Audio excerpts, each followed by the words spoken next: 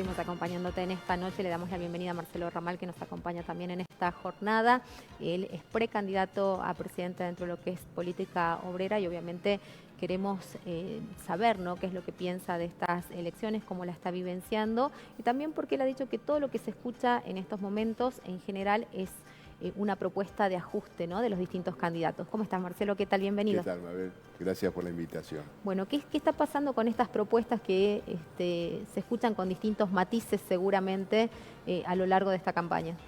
Bueno, señalaste algo muy cierto, que lo que domina el escenario preelectoral son propuestas de ajuste, efectivamente, lo cual en esta Argentina tiene un componente especialmente dramático. ¿Por qué? Porque Argentina ya está experimentando un ajuste. Todos saben que la evolución dispar de la inflación y de los salarios y las jubilaciones por el otro ha llevado a una caída de entre 15 y 25 puntos del salario de las jubilaciones en los últimos 5 años. Entonces, frente a esta situación, pensar que los trabajadores argentinos van a enjugar la eventual quiebra financiera del país con un nuevo ajuste es algo intolerable. Perdón. Por ese motivo es llamativo también que en varios spots de campaña, además, se plantean recetas represivas de cómo controlar la evidente reacción que los trabajadores van a tener contra esos escenarios de ajuste. Bueno, frente a esto, Política Obrera se para en las elecciones con un programa antagónico, es decir, tratando de colocar la defensa del salario, del derecho al trabajo, del trabajo en blanco con derechos laborales plenos, frente al pavoroso avance de la precarización laboral en todo el último periodo.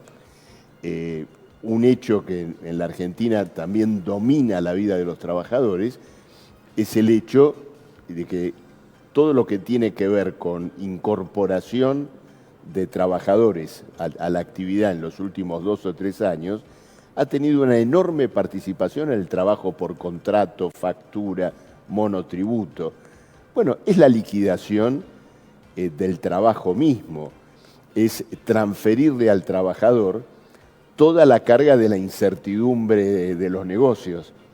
Es decir, el empleador que apela al trabajo precario, finalmente lo que le está diciendo al trabajador es: hoy te empleo, mañana no. Si mañana no me va bien, sos la primera variante de ajuste, el primer fusible que va a saltar, ¿no es cierto?, en este mecanismo. Entonces, queremos colocar fuertemente este debate, la lucha contra la precarización, la defensa del salario que cubra las necesidades elementales de los trabajadores y la defensa de estas cuestiones tan caras a los trabajadores es también la punta del novillo para una reorganización social. Es decir, ¿cuál es la sociedad compatible con el derecho al salario y al trabajo? Bueno, la verdad que, como usted dice, hay una política de ajuste que ya se ve. Recién hablábamos de esto, ¿no?, del sobreendeudamiento de la mayor parte de las familias en Argentina, de la necesidad de financiarse a través del endeudamiento. Sí, escuché con mucha atención. Sí, para necesidades básicas, efectivamente, como puede ser cubrir la canasta alimentaria o incluso cuando existe algún problema de salud, por mínimo que sea. ¿Qué expectativas pueden tener los trabajadores de aquí a diciembre, ¿no? Porque el 10 de diciembre, efectivamente, quien asuma se va a encontrar con todo un país que tiene muchos conflictos abiertos, que ha ejercido, como usted dice, la represión como método bien de acallar la protesta social. Evidentemente esto se ha mostrado en las últimas semanas con mayor fuerza en el norte de nuestro país. Totalmente, Salta y Jujuy han sido el ejemplo. Así que es un clima muy enrarecido y además es un clima que en diciembre nos puede remontar a una historia que nosotros ya hemos vivido con mucho dolor, ¿no? Sí, indudablemente que sí. Pero quiero incorporar un señalamiento a esto que vos señalabas recién. Por ciertos hechos que están ocurriendo en estas horas, en estos días, las cosas que de alguna manera prevemos o anticipamos en materia de ajuste, de evaluación, en principio las pensamos para después de diciembre, se pueden llegar a anticipar dramáticamente. Y esto tiene que ver con esta negociación que está, digamos, inconclusa, tensa, entre el gobierno y el Fondo Monetario Internacional.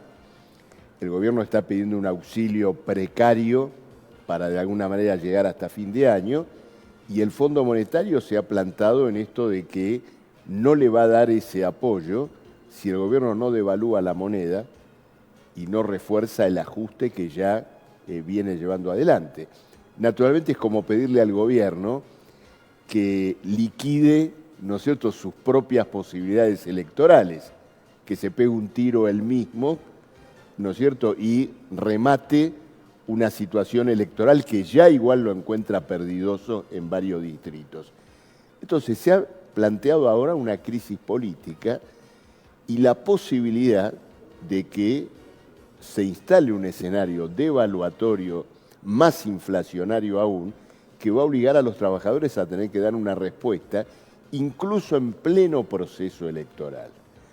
Entonces, creo que en ese cuadro, una corriente obrera, socialista como la nuestra, tiene la responsabilidad de advertir sobre esa escalada tan negativa que se plantea para los trabajadores. Fíjate que esta suba del dólar a 525 pesos es la señal o la exigencia del gran capital de que se aplique la devaluación, de que se haga de una vez por todas.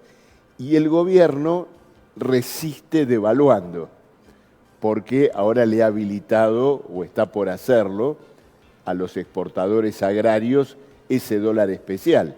Habilitar un dólar especial para los insumos de los alimentos es disparar la carestía de los alimentos. Entonces, todo el escenario que temíamos para después de diciembre se está anticipando ahora, y esto debe ser debatido en las organizaciones de los trabajadores. Indudablemente hay una dirección sindical completamente paralizada y cómplice de esta realidad, pero bueno, Política Obrera va a participar del proceso electoral con el propósito de colocar, en primer lugar, un fuerte señalamiento de alerta respecto de estas posibilidades negativas para los trabajadores, y al mismo tiempo para procurar que luchas, movilizaciones que indudablemente se van a dar, puedan incorporar una perspectiva política. Cuando digo una perspectiva política, una perspectiva de transformación social, porque finalmente, ¿qué podemos decir de una sociedad que después de un ajuste como el que se ha llevado adelante en todos estos años, no tenga otra salida para la población que proponerle otro ajuste? Hay algo que no funciona. Sí, algo que no funciona. ¿Y qué pasa con el electorado? Porque si todo el tiempo elegimos lo mismo, sistemáticamente vamos a repetir el mismo modelo, ¿no? Digo, también tiene que haber un ejercicio de mea culpa, no solamente de aquellos partidos que no han comunicado la propuesta de manera eficiente, sino también de la sociedad misma. Bueno, el electorado a veces hace ese mea culpa particular. Mirá el pueblo salteño. A las pocas semanas de haber votado al actual gobernador... Y de no votar también, porque acá también... O de no votar, estaba en las calles con la huelga de los maestros. Lo mismo pasó en Jujuy con Morales, es decir, votaron a Morales... No es tardío, Marcelo, y se rebelaron contra Morales, sin duda que sí. Pero está reflejando un impasse, es decir, nuestro mensaje frente, por ejemplo, a los salteños, es decirle lo siguiente: mira, viviste una experiencia muy particular con las elecciones provinciales. Votaste un gobierno al cual pocas semanas después tuviste que rechazar en las calles.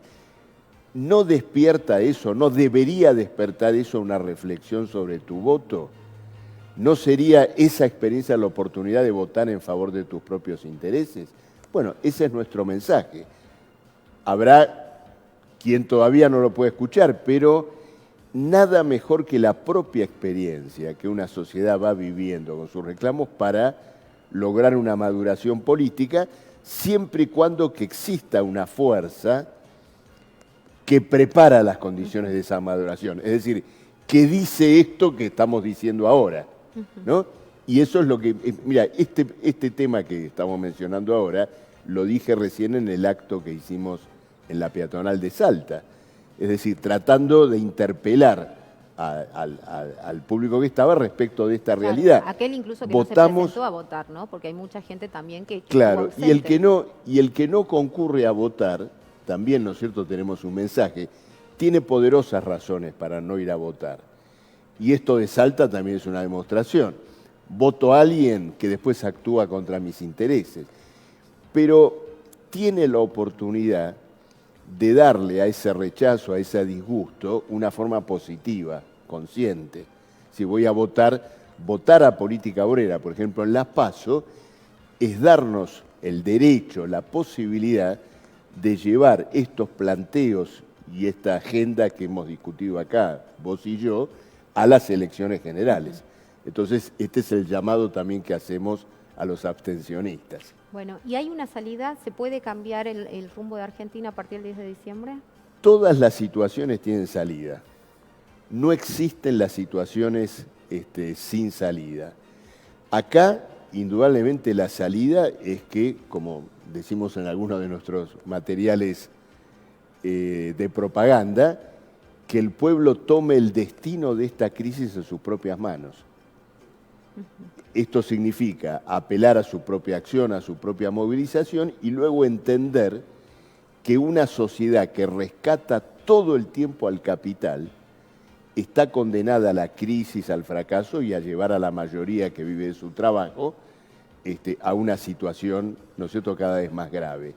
Las grandes crisis, los grandes episodios que como hoy tienen un relieve no solo en la Argentina, sino mundial. Imagínate que esta situación de Argentina tiene lugar en un escenario donde hay decenas de países cercanos a la cesación de pagos, una guerra que en definitiva concentra todas las contradicciones irresueltas de esta situación que estamos viendo, y es la hora, por lo tanto, de pensar en una transformación social que ponga a los trabajadores en la dirección consciente, planificada del proceso económico, organizando la sociedad de acuerdo a las necesidades de la mayoría y no en función del beneficio privado.